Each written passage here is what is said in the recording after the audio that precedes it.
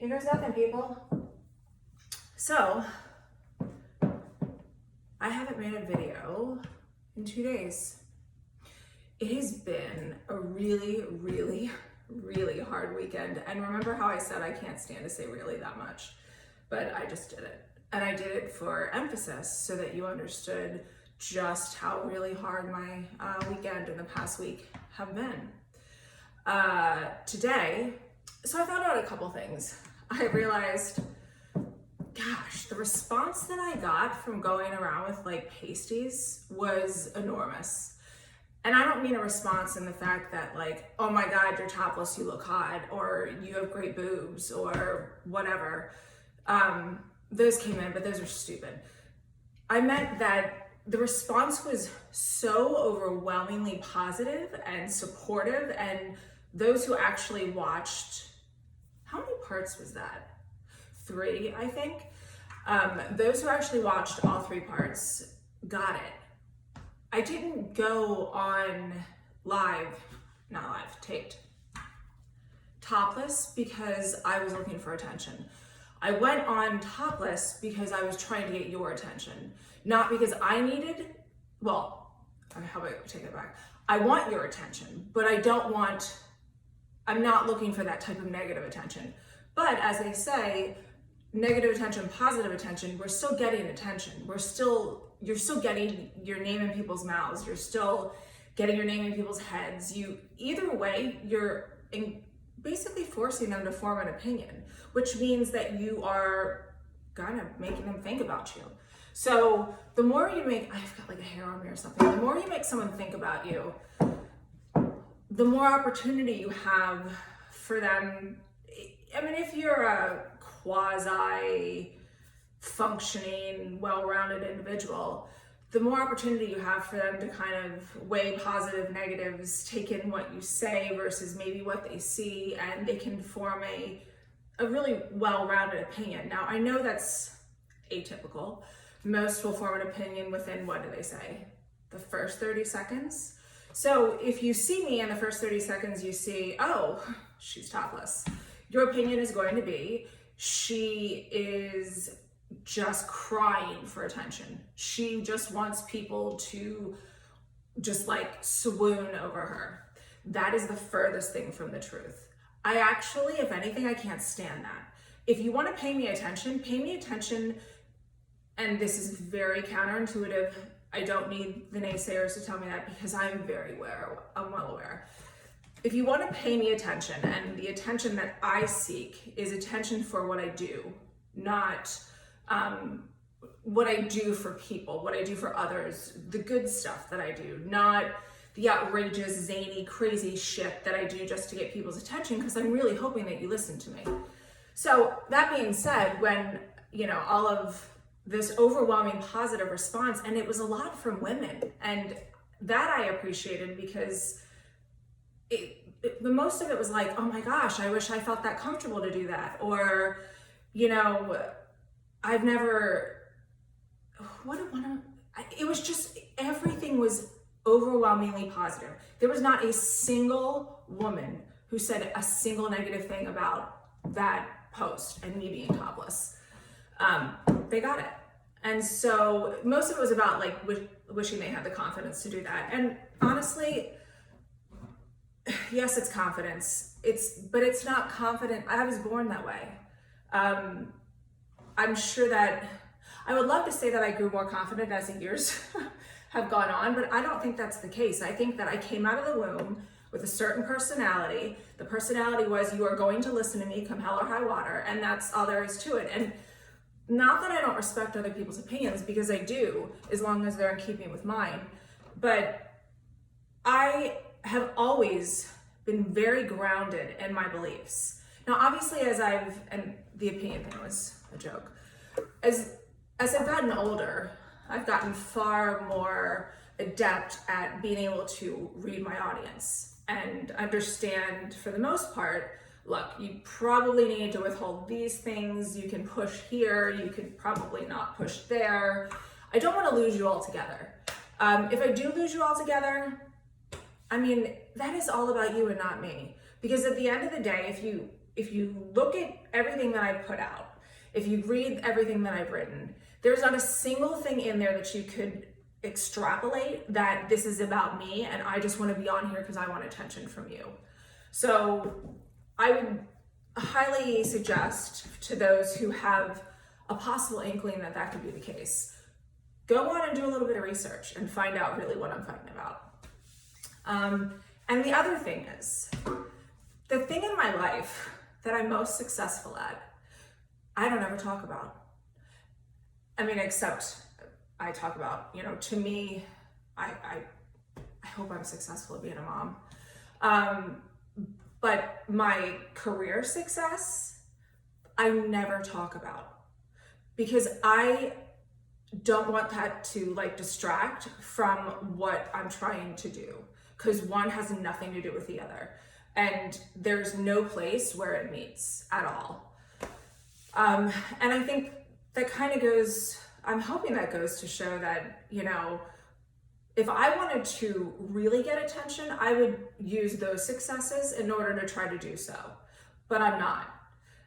And I've had a lot of them. And of course they are, in joint with my partner and, other people. But at the end of the day, I've had a lot of success, and which I love and I'm grateful for. But there's a reason that I don't mix the two. So when I was having a conversation, and by the way, so the whole, we were talking about the boob thing, I figured, so maybe instead of going topless today because it's colder than a witch's tit, I would go with this dress. I mean, it's pretty, right? You can see, and look, you can see. Okay, hold on, I'll get it on the table. Oh. You can see the tattoo? Oh, hold on. Pretty good, right? Okay. Oh shit, I hope you didn't see right up my dress. Oh, that would have been embarrassing. Not really. So there were two things I wanted to discuss I've got no fucking time. It was brought to my attention this morning, which made me laugh so much, by a friend, that I will get on here. I'll get on here completely topless, right? I will not have a care in the world. My chest is held high, my head is held high, and I'm on here fucking with my hair because apparently that's what I care about. And I was like, oh, I can't do that today. So I'm making such a conscious effort there not to screw with my hair, because it is distracting, because I'm looking at myself like, oh, that angle doesn't look good, or it's really flat here, or whatever. But since Wade cut my hair and it's so very, very pretty. Oh, and the other day when I turned around, you guys didn't get to see the cool part. It's in a V. Love it. Oh my God, my medicine's wearing off. Yeah, so I'm trying to not play with my hair. But the point is that I'm so more concerned with my hair than I am the fact that I'm virtually naked, because I don't even think about it. And it's kind of interesting in a weird way when you think about it that way. But so that was the one thing. Obviously, whatever. I'm doing really well, aren't I? So I'm doing this on purpose. Well, no, I'm not doing it on purpose because I touched it and now I need to fix it. But I'm gonna stop there. The other thing was that I was speaking with someone whom their opinion I trust very, very much.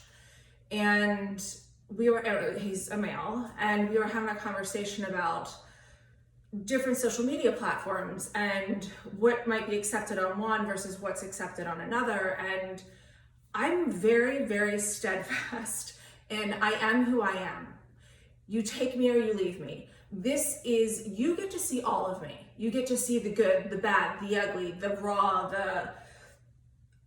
whatever. You get to see all of it. So I think that you really know, from your perspective and your lens, who I am, because I promise you, this is who I am 24/7, 365. I don't change. I'm very honest. I'm very much an open book. I'm very outgoing. I'm very free. I don't sweat the small stuff. And I love that about me because I just don't give a shit. And it's so important not to give a shit, because when you give too many shits about the wrong things, you're missing all the important stuff in life. And so he was telling me, he's like, you want to make sure that you don't turn people off to the point where you lose all credibility. And that I mean, trust me, I respect that. I understand where he's coming from. And I know it's from a place that I take no offense, because I mean, there will be some of you that look at me and be like, she doesn't know shit and she's not credible and I'm not gonna listen to her. And okay, I respect that. You don't have to listen to me. You might miss some really, really good shit and maybe even stuff that could possibly change your life, but that's okay. I respect you. And so you just do the same for me. But then, so I get that, right? And then he describing like more of a professional type of appearance or manner of speech or way of dress. And although I understand, and again, I think part of that is knowing your audience. If I were not authentically me, I truly believe that most of you would not want anything to do with me, because then I just become like everybody else. And why do I want to be like everybody else? Because are you really paying attention to everybody else? Are they sort of like grabbing your attention and making you listen and being like, that's another way to think about things? Or look, like, here's this person who really goes through life and just doesn't give two flying shits, and somehow it's worked out. Now, has it totally worked out? And do I live in a land of unicorns and butterflies and gumdrops and rainbows? Well, I want to. I mean, I am the world's walking unicorn after all, but the rest of my reality is not that. I'm not sliding down on a rainbow every day. I'm not feasting on lollipops and sugar. There's no sugar that's running through my veins, although I wish it did.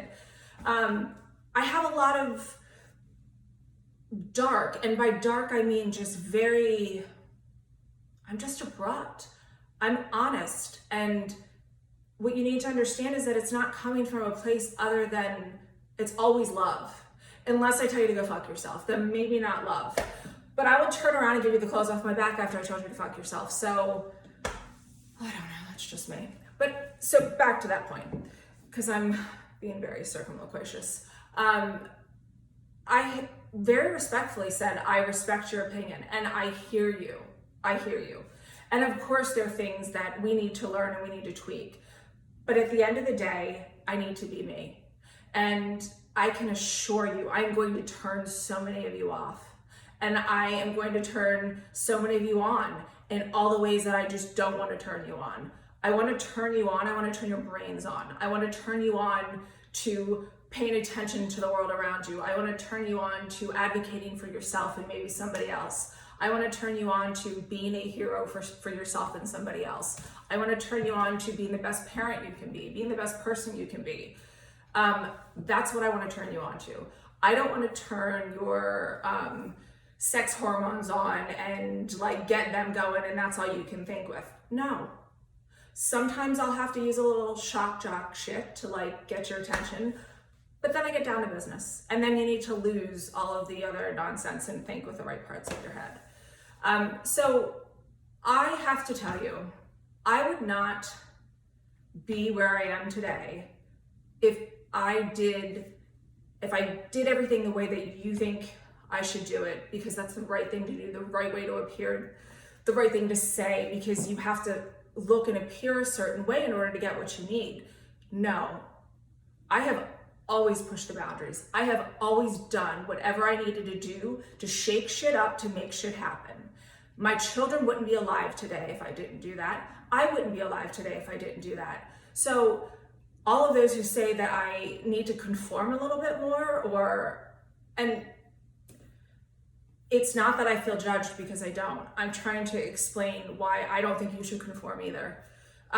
Conform within the parameters in which is acceptable, but I don't think there's anything wrong with finding your parameters, understanding rules and regulations and boundaries, and finding every gray area and loophole and like butt up to every single one of them, ethically and morally and, with integrity. So if I would have done everything the way I was supposed to, or the way you're supposed to, you wouldn't be seeing me right now. And for some of you, I'm able to offer hope, and I'm able to offer a new way of thinking. And for others of you, you just choose not to listen, and that's okay too. But I'm going to remain me throughout all of this. And when you see me change, it's not because I've been told to change. It's because I'm bored and I need a change. So right now I'm going through, I feel like a chrysalis, and I'm going to come out a caterpillar, and then I'm going to grow wings and turn into a butterfly. I just don't know what kind of butterfly yet, because I'm bored with the butterfly that I am. I need a new one. We'll figure out what that is. I have a whole Pinterest thing of like what I want to sort of outwardly play with, because it's fun and I can do that, and it keeps things interesting, and I need that, especially when going through a lot of shit. So you'll see me morph into a new butterfly, and hopefully a rarer and more beautiful one. But so that's it for today. I have spoken for 16 minutes and 24 seconds. So watch part 1, watch part 2, and I'll see you tomorrow. Peace and love. Have a great day.